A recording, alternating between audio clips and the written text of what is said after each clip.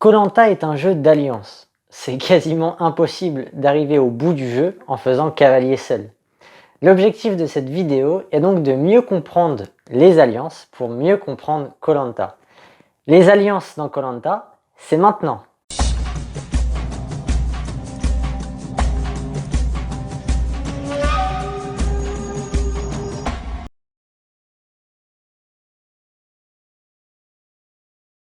Salut à tous les aventuriers, j'espère que vous allez bien. On est parti pour une vidéo d'explication sur la construction des alliances dans Koh Lanta. Et on va rentrer directement dans le vif du sujet. Il y a deux manières de faire des alliances.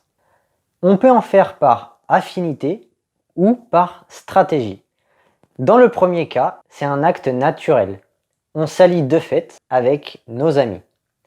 Et dans le second cas, c'est un acte volontaire. On provoque ou on accélère la relation qui ne se serait pas faite naturellement. On va commencer par parler des alliances par affinité.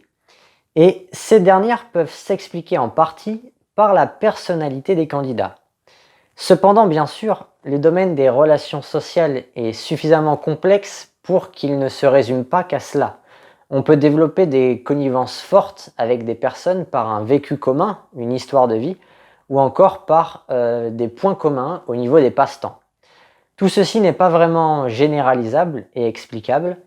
Du coup, on va plutôt se concentrer ici sur la complicité issue de la personnalité des candidats. Et pour ce faire, on va mentionner l'un des deux modèles dont on parle sur cette chaîne, l'énéagramme.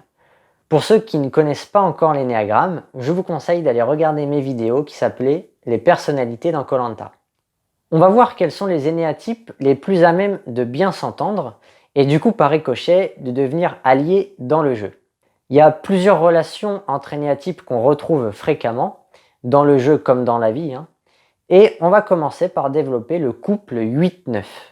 Le couple 8-9, il fonctionne assez bien et il y a plusieurs exemples dans Koh Lanta qui le prouvent. Au premier abord, ça peut paraître surprenant parce que c'est des types qui s'opposent un peu, mais déjà ils ont comme point commun la préférence pour le centre instinctif. Et ensuite, comme ils sont très différents, ils sont complémentaires. Le 8, il sait qu'il ne sera pas contredit par le 9, donc il prend naturellement la place de chef qu'il aime bien. Et le 9, il a besoin d'une stimulation extérieure pour bouger, et donc le 8 lui donne de la motivation. C'est aussi plus confortable pour un 9 d'être allié avec un 8. Comme le 8, c'est une source de conflit, il vaut mieux l'avoir avec nous que contre nous. Quelques exemples de duo 8-9. Moundir Moussa dans la saison 3, Claude Coulet dans la saison 10, Olivier Gérard dans la saison 11, Claude Teyura dans la Revanche des héros, Chantal et Bruno dans la saison 14, Angélique Aurélien dans la saison 20, ou encore Inès Moussa dans l'île des héros. Ensuite, un autre couple qui fonctionne très très bien et qui suit la même logique, c'est le 6 avec le 8. Le 8 qui perçoit des trahisons facilement, il est rassuré par la loyauté du 6. Et le 6 qui veut se sentir en sécurité, il se sent rassuré par la puissance, le courage et la protection que lui procure le 8. Donc ici, en exemple, on pourrait citer Jade et Philomène dans la saison 7 et le retour des héros, Christelle et Moundir dans le retour des héros, à la condition que Christelle soit bien une énéatype 6. On pourrait aussi citer Javier et Marie dans la saison 12, Jessica et Jeff dans la saison 14, Yesta et Benoît dans la saison 16, même si en réalité ça s'est plus développé après le jeu que pendant le jeu. En fait, ils n'étaient pas vraiment alliés pendant le jeu. Jessica et Claude dans l'île des héros. Ou encore Shanice, là c'est carrément un quatuor avec Shanice qui était allié avec Myriam, Mathieu et Thomas dans la saison 22. Autre binôme qui théoriquement s'entendent bien ensemble, c'est le 7 avec le 7. Et oui, les 7, ils s'aiment bien entre eux parce qu'ils se retrouvent entre personnes qui partagent des bonnes ondes, qui ont la même vision positive et joyeuse de la vie. Alors ça, c'est un constat qui se vérifie à peu près chez tous les énéatypes, on aime bien les gens qui nous ressemblent. Et c'est encore plus vrai chez les 7, et c'est encore plus vrai chez les 7 de sous-type conservation, qui s'appellent clan. Augmenter sa sécurité pour un 7, ça passe par s'éloigner des autres humains qui sont négatifs, qui ne recherchent pas le plaisir. Alors là, en exemple, on va avoir dès la saison 1, non pas un duo, mais carrément un trio qui s'est formé, avec Romain, Patricia et Guénaël. Ensuite, je pourrais vous citer Marine et Aurélie dans la saison 10, Maxime et Virginie dans la saison 11, à condition que Virginie soit bien une aînée à type 7. On a Marine et Guénaël dans la Revanche des héros. André et Théotime dans la saison 18, sous réserve que Théotime soit bien un aîné à type 7. Ou encore Cindy et Frédéric dans la Guerre des chefs, sous réserve que Frédéric soit bien un aîné à type 7. Donc quand je mets des points d'interrogation comme ça, c'est que j'ai des petits doutes sur certains énéatypes. Alors jusque-là, je me restreins en fonction des énéatypes, mais n'oubliez pas, et ça c'est vraiment ultra important, l'énéagramme c'est juste un modèle. Une personne n'est plus que son énéatype. Tout le monde est différent via ses comportements. Avec l'énéagramme, on sait que l'écrasante majorité des 7 adorent l'humour, parce que ça permet d'éviter la souffrance. Et par exemple, moi, je suis un aîné à type 9, et je pratique beaucoup l'humour dans la vie de tous les jours. J'adore le second degré. Et le fait de faire de l'humour, c'est un comportement, c'est ma manière à moi en tant qu'individu d'éviter les conflits, mais ce n'est pas généralisable à tous les 9. On appelle ça l'idiosyncrasie. C'est tout ce qui est propre à un individu. Donc moi, du coup, logiquement, je m'entends très bien avec les 7 grâce à ce comportement qui va nous relier. Mais vu que c'est pas généralisable, c'est pas un couple comme ceux d'au-dessus et ça va dépendre de chaque individu. Et voyez dans koh vous pouvez repenser au duo Laure-Maxine. Maxine, elle était 7 et Laure, c'était probablement une aînée à type 1. Mais dans son comportement, Laure, elle était très joviale, on sentait qu'elle aimait bien rigoler. Donc c'est normal finalement qu'elle ait développé une forte complicité avec Maxine. Allez, je vais maintenant mentionner le cas inverse. Il y a un duo qui ne fonctionne pas vraiment bien, c'est le 4 avec le 8. Surtout les 8 alpha, qui répriment le centre émotionnel. Les 4, ils ont un côté imprévisible, puisqu'ils essayent d'éviter la banalité, et le 8 cherche à contrôler le monde qui l'entoure. Alors déjà, rien que ça, ça peut énerver les 8, l'imprévisibilité. Puisque les situations sont moins claires, on n'arrive pas à les cerner, les 4. Alors que les 8, ils préfèrent quand c'est noir ou blanc. Aussi, le 4, il vit avec intensité ses émotions, et très souvent les 8 alpha, ils vont considérer l'expression des émotions comme une marque de faiblesse. Eux, ils valorisent beaucoup le contrôle des émotions. Et enfin, dans la même idée, le 4, il voit facilement ce qui lui manque, et du coup, il a tendance à se plaindre. Et encore une fois, le 8, il peut juger ça comme une marque de faiblesse. Et en plus de tout ça, je pense aussi que l'environnement de koh ça favorise la mésentente entre les 4 et les 8. Alors, des exemples maintenant. Pensez à Christophe et Bertrand dans la saison 8, Yves et Kelly dans la saison 17, Nicolas et Angélique dans la saison 20, Alexandra et Adja au début de la saison 21, et Vincent et Thomas dans la saison 22. Encore une fois, je rappelle que tout ce que je dis ne sont que des tendances, et n'oubliez pas qu'il y a d'autres paramètres qui rentrent en jeu, qui influencent les relations sociales. Donc bien sûr qu'on peut retrouver des 4 et des 8 qui s'entendent bien ensemble, il y a des contre-exemples. Moi je dis juste dans cette vidéo qu'énéagrammiquement parlant, c'est logique de retrouver des discordes entre les 4 et les 8. Petite remarque aussi, dans cette diapositive récapitulatif, on remarque que le 8 ressort souvent. C'est évident puisque le 8, par sa passion d'excès, ne laisse pas indifférent. Et l'excès se manifeste aussi, et même surtout, dans les relations avec autrui. Alors, pour en revenir aux relations entre énéatypes qui fonctionnent bien, on ne peut pas faire une vidéo sur les alliances sans parler de l'énéatype 3.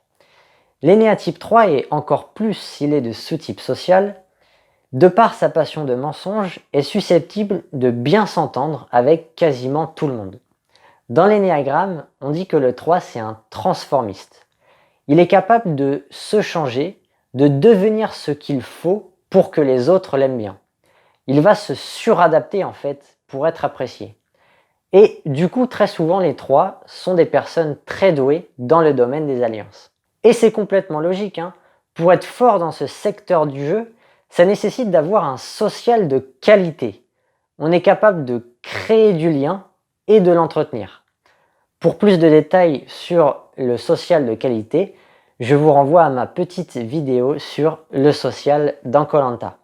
En tout cas, ce qu'il faut retenir, c'est que le social de qualité, c'est l'atout numéro 1 à avoir pour être fort dans le domaine des constructions d'alliances et de consolidation d'alliances si jamais il y en a besoin.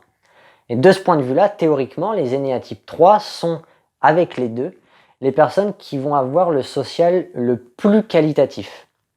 Prenez pour exemple Pascal de la saison 15, qui était l'un des candidats, ou peut-être même le candidat, qui avait le social le plus qualitatif de l'histoire. Il arrivait toujours à se trouver des alliés.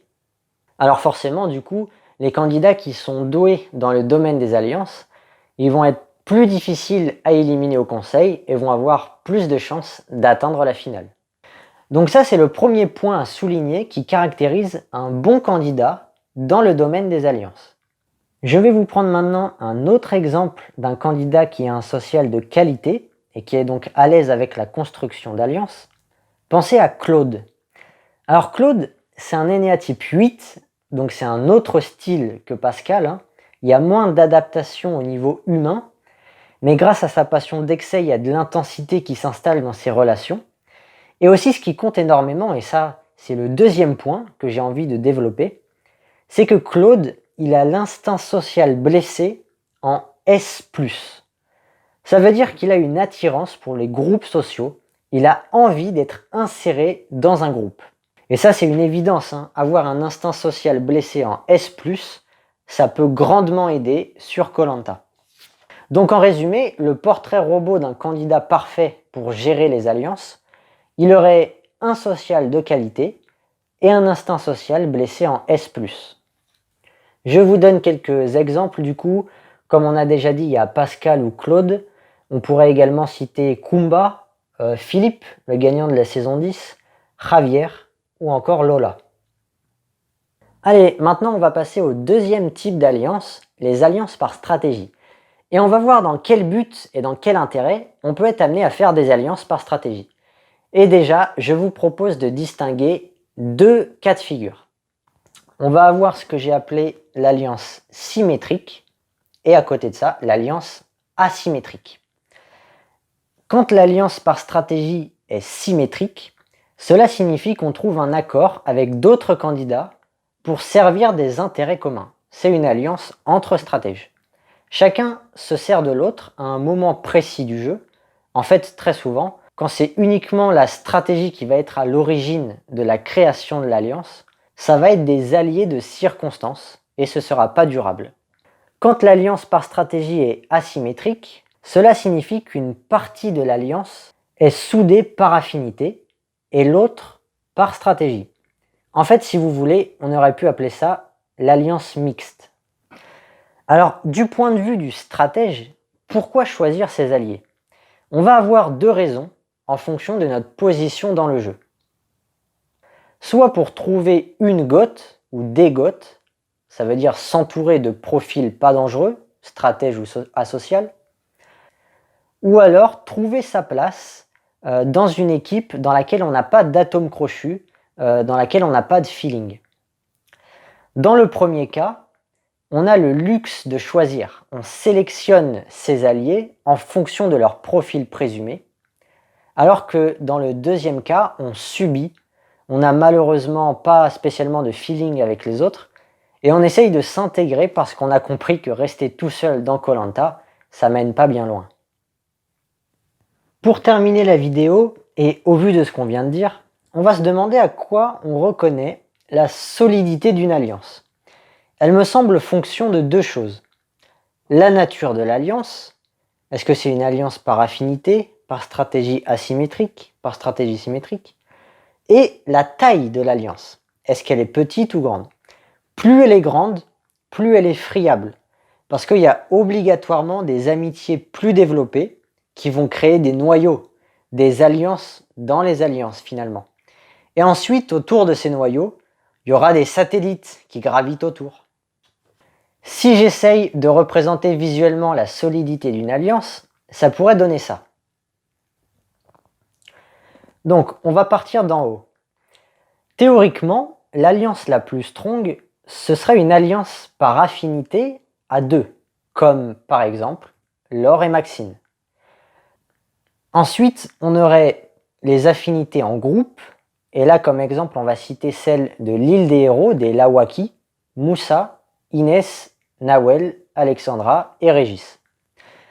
C'est une alliance qui représente bien le phénomène que j'ai expliqué juste avant, où on voit bien qu'il y a un noyau à l'intérieur de l'alliance, on va dire Moussa, Inès, Nawel, Alexandra qui était un tout petit peu plus en dehors du noyau, et surtout Régis qui était, comme il le disait, la 5e roue du carrosse. Ensuite, on va retrouver les alliances par stratégie asymétrique, déjà à deux, comme Pascal et Lolo de la saison 15. Lolo était allié par affinité et Pascal était allié, je pense, majoritairement par stratégie, même si bon, il y avait un peu de feeling aussi.